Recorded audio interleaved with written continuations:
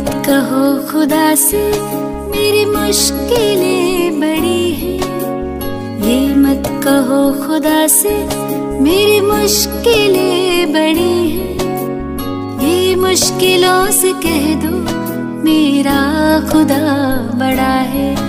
आती है आंधियाँ तो कर उनका खैर मकदम, आती है आंधियाँ तो कर उनका खैर मकदम।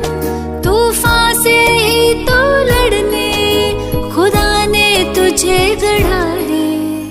ये मत कहो खुदा से मेरी मुश्किलें बड़ी हैं, ये मुश्किलों से कह दो मेरा खुदा बड़ा है। मेरा खुदा बड़ा है, मेरा खुदा बड़ा है।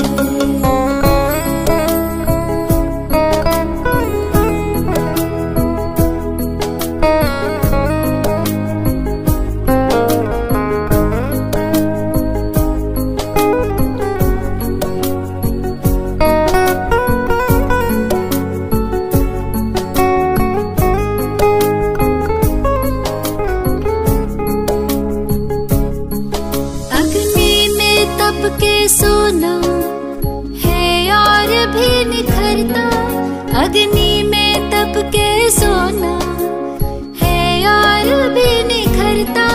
दुर्गम को पार करके हिमालय कोई चढ़ाए, लाएगी रंग मेहनत आखिर तुम्हारी एक दिन, लाएगी रंग मेहनत आखिर तुम्हारी एक दिन। होगा विशाल तरवर वो बीज जो पड़ा है। ये मत कहो खुदा से मेरी मुश्किलें बड़ी हैं, ये मुश्किलों से कह दो मेरा खुदा बड़ा है। मेरा खुदा बड़ा है, मेरा खुदा बड़ा है।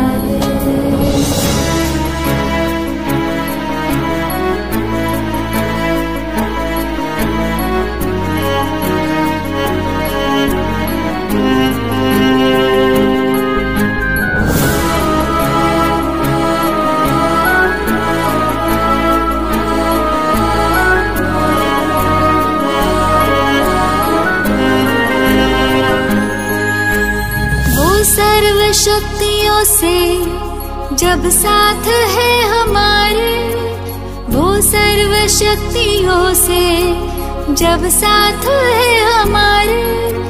हर काम उसके रहते हरगिज़ हुआ पड़ा है। कभी हारना ना, हिम्मत का कदम बढ़ाओ। कभी हारना ना, हिम्मत का कदम बढ़ाओ। हजारों कदम बढ़ाने वो सामने खड़ा है। ये मत कहो खुदा से मेरी मुश्किलें बड़ी हैं, ये मुश्किलों से कह दो मेरा खुदा बड़ा है। ये मुश्किलों से कह दो मेरा खुदा बड़ा है। मेरा खुदा बड़ा है, मेरा खुदा बड़ा है, मेरा खुदा बड़ा है।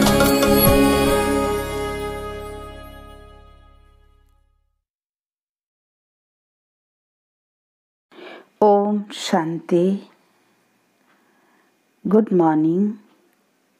31 अक्टूबर 2022। मीठे बाबा के मधुर बोल। मीठे बच्चे, माया के विघ्न ज्ञान में नहीं योग में पड़ते हैं।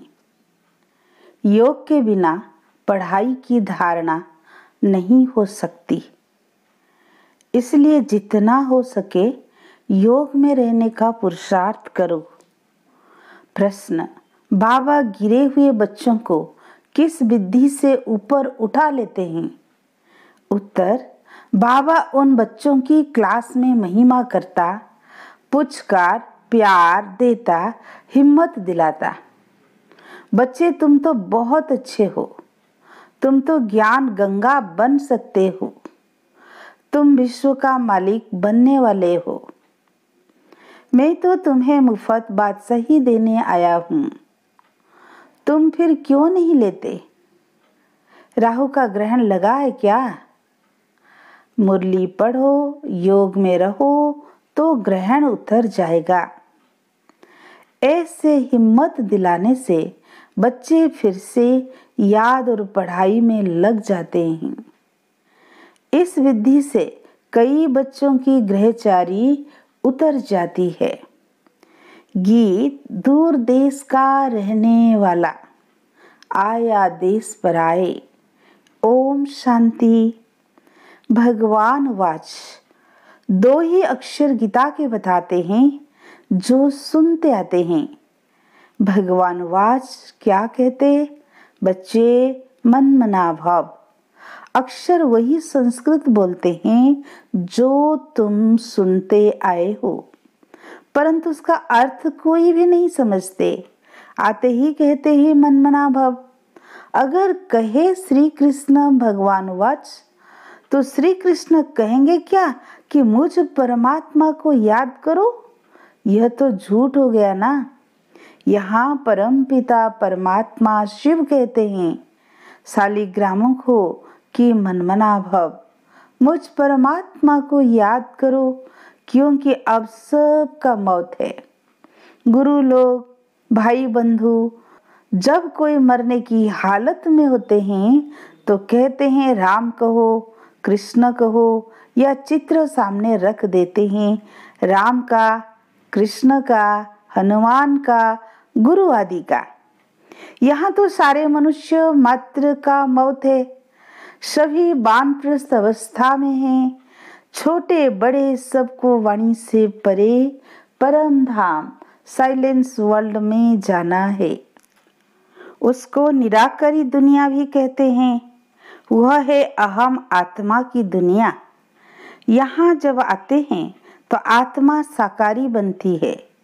वहाँ चोला नहीं है, यहाँ चोला धारण कर पाट बजाती है। अब बाप कहते हैं तुम बच्चों को वापिस ले चलने आया हूँ। मैं कालों का काल हूँ। अमृतसर में एक अकाल तख्त भी रखा है, अकाल जिसको काल खा न सके। अब कालों का काल कहते हैं मैं तुमको वापिस ले जाता हूँ।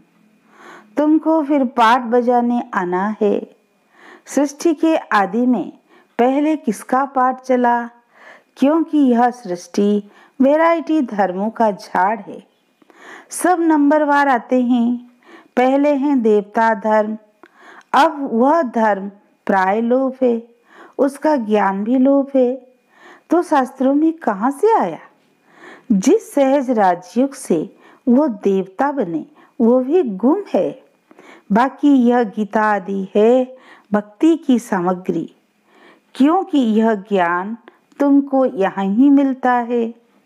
फिर उसका शास्त्र सतयुग त्रेता में होता नहीं तो द्वापर में कहाँ से आए? वहाँ कोई तुम्हारी सच्ची गीता आदि नहीं होती है। वहाँ फिर ड्रामा अनुसार वही भक्ति मार्ग का गीता आदि बनाते हैं। कहते हैं आगे साधु महात्माओं की बुद्धि अच्छी थी तो उन्होंने बैठ यह शास्त्र आदि बनाए हैं। ड्रामा अनुसार बनने ही थे। उस समय रियल चीज कहाँ से आए? जैसे गांधी के साथ मोतीलाल आदि का पाठ था, अब अगर उसका नाटक बनाए तो वो कहाँ से आए? वो ऐसे ही आर्टिफिशियल बनाएंगे। अब ब्रह्मा का स्थापना का पाठ चल रहा है। किस चीज की स्थापना?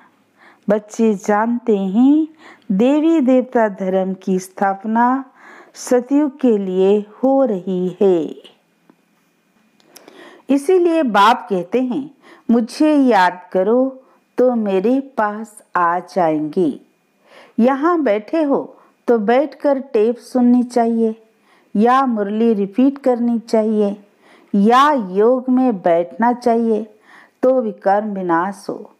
सारा दिन तो काम में रहते हो, वहाँ योग में मुश्किल रहते होंगे। इसमें माया विघ्न बहुत डालती है। माया ज्ञान से नहीं हटाती, योग से हटाती है। संकल्प विकल्प योग में रहने नहीं देते। पढ़ाई में इतने विघ्न नहीं पड़ते हैं। हाँ, अगर योग में नहीं होगा तो पढ़ाई की धारणा नहीं होगी। ज्ञान से योग सहज भी है। बुढ़ी माताएं जो कहती है हमारी बुद्धि में इतनी पॉइंट्स नहीं बैठती है, तो बाबा कहते हैं अच्छा मेरी याद में रहो। बाप कहते हैं हे भक्तों, भगत तो सब हैं, परंतु तुम सिकीलधे भगत हो, जिन्होंने पूरा आधा कल भक्ति की है। सब तो पूरी भक्ति नहीं करते। कल तक जो आते रहेंगे वो इतना समय ही भक्ति करेंगे, परंतु तुम ही पूज्य और पुजारी बनते हो, वह भी बच्चों से मालूम पड़ जाता है। जो बच्चे बनते हैं श्रीमत पर चलते हैं, समझते हैं यह हमारे कुल के हैं, जिनको पूरा निश्चय है कि हमको परमात्मा पढ़ाते हैं, वह है सगे बच्चे। सगे बच्चे बलि चढ़ते लगे, बलि नहीं चढ़ते, इसमें डरना नहीं है। भक्ति में तो बलि चढ़ते आए हो, कुछ ना कुछ ईश्वरार्थ दान करते आए हो, यह भी बलि चढ़ना हुआ। फिर कहते हो परमात्मा ने पुत्र दिया, धन दिया, परंतु मनुष्य इसका अर्थ नहीं समझते हैं। तुम अब जानते हो कि यह भी बाप भक्ति का रिटर्न अल्पकाल के लिए देते आए हैं। सतयुग में ऐसे नहीं होता। तुम भक्ति में जो करते आए हो वो सतयुग में होता नहीं। ना कोई गरीब होता जिसको दान करे, ना कोई शास्त्र होते, ना मंदिर होते।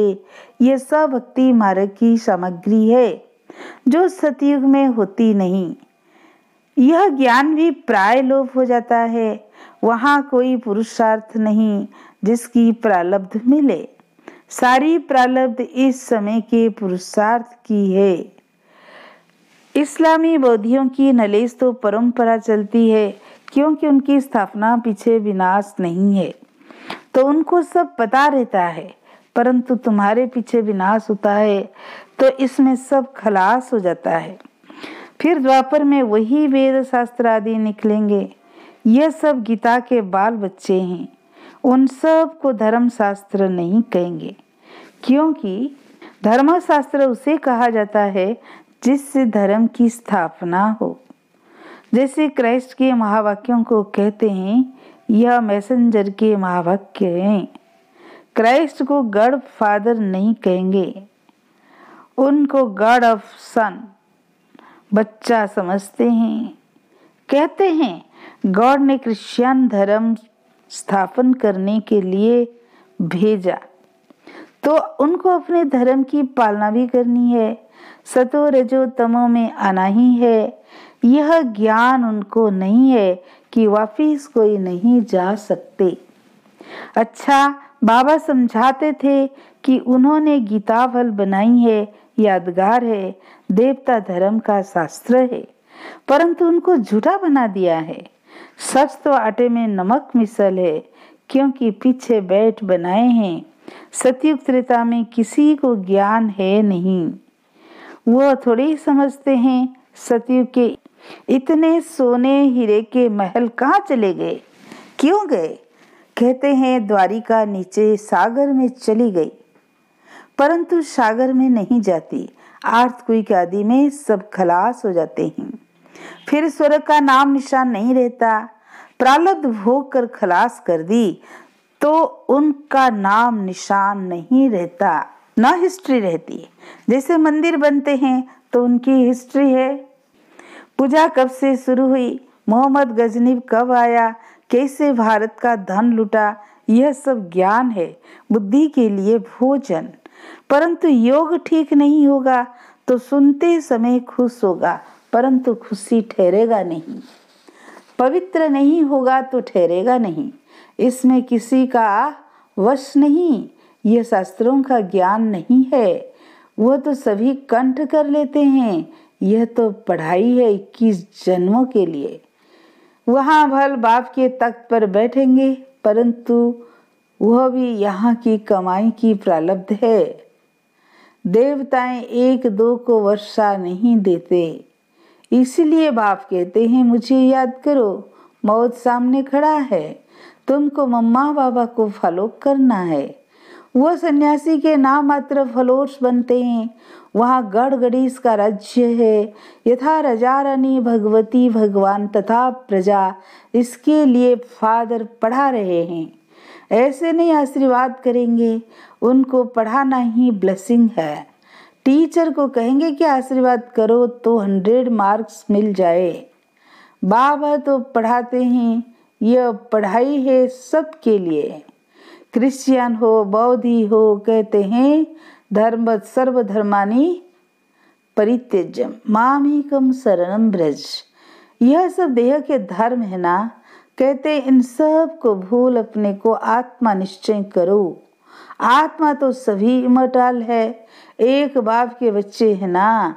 इसीलिए कहते हैं जो देह के धर्म है, मम्मा काका छोड़, अपने को अकेला आत्मा निश्चय करो और मेरे को याद करो, तो विकर्म विनाश हो जाएंगे।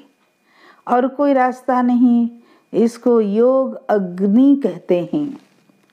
बाबा के पत्रों में तो चिट चाट होती है, जो मधुबन में रात को सुनाई जाती है। मधुबन में बाबा हंसाएंगे भी, उमंग भी दिलाएंगे, कहेंगे तुम बड़ी अच्छी हो, ज्ञान गंगा बन सकती हो। क्या टेलीफोन ऑफिस में नौकरी करती हो? तुम तो महारानी बनने वाली हो। गिरने वाले को भी उठाएंगे।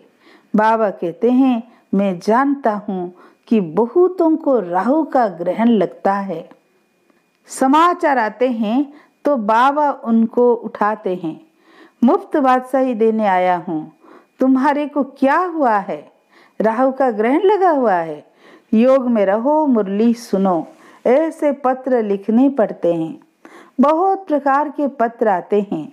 कोई की कोई साथ दिल लग जाती है तो आपस में प्लान बनाते हैं, अच्छा हम आपस में गंधर्व विवाह करेंगे, मैं तुमको बचाता हूँ, बंधन से छुड़ाता हूँ।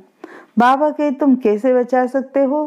पहले तुम माया से बचे हो, बाबा से राय ली है, श्रीमत ली नहीं है और आपस में सगाई की बातें करते हो तो मुर्दे माया घसीट कर ले जाएगी। सूक्ष्म में दिल लग जाती है तो ऐसी ऐसी बातें करते हैं। बाबा समझ जाते हैं ये रसातल में जा रहा है। सगाई तो माता पिता करते हैं, तुम भुट्टू आपस में ही सगाई कर रहे हो गुपचुप में। तुमको पता नहीं कि ऐसे ऐसे विघ्न आते हैं। गुड़ जाने गुड़ की गोथरी जाने। बाबा तो सभी बच्चों को जानते हैं, कोई भी पूछ सकते हैं बाबा मैं सोतेला हूँ या मातेला हूँ, अब शरीर छूट जाए तो क्या पद मिलेगा? शरीर पर किसी का भी भरोसा नहीं है।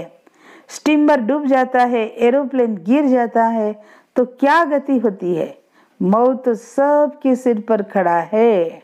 इसीलिए आज का काम कल पर नहीं रखना है, नहीं तो धर्मराजपुरी में साक्षात्कार होगा। देखो कल कल करते काल खा गया, श्रीमत पर न चले तो राज्य पद गंवा लिया। थोड़ा भी सुनने वाला हो तो स्वर्ग में आ जाएगा। फिर जो जितनी स्थापना में मदद करेंगे तो उतना पद पाएंगे। जैसे गांधी जी को मदद की, कितने जेल में गए, कितने मरे, रिटर्न में क्या मिला? कोई साहूकार कांग्रेसी के पास जाकर जन्म लिया होगा। अब समय बाकी कितना थोड़ा है, ज्ञान सुनकर जाते तो व्यर्थ नहीं जाएगा। यहाँ कुछ छुड़ाया नहीं जाता है। यह तो उन्होंने तंग किया विकारों के लिए, तब लाचारी में उनको छोड़ना पड़ा। नहीं तो क्या करे, तो बाप को शरण देनी पड़ी। ऐसे तो अब तक भी शरण लेते रहते हैं, इसमें भगाने की तो बात ही नहीं। यह तो ड्रामा अनुसार गौशाला बननी थी, है तो बच्चे, परंतु उन्होंने नाम गौशाला रख दिया है। कहते हैं कृष्ण ने नदी पार की तो गौओं ने भी पार की होगी। है सारी बात इस समय की। इन सब बातों से पहले ज्ञान लो और बाप से वर्षा लो। बल धंधा करो, साथ साथ ये सेकंड कोर्स उठाओ। विलायत में रहते भी मुरली जरूर पढ़ो। अच्छा, मीठे मीठे सिकी लधे बच्चों प्रति माता पिता बाप दादा का याद प्यार और गुड मॉर्निंग। रूहानी बाप की रूहानी बच्चों को नमस्ते।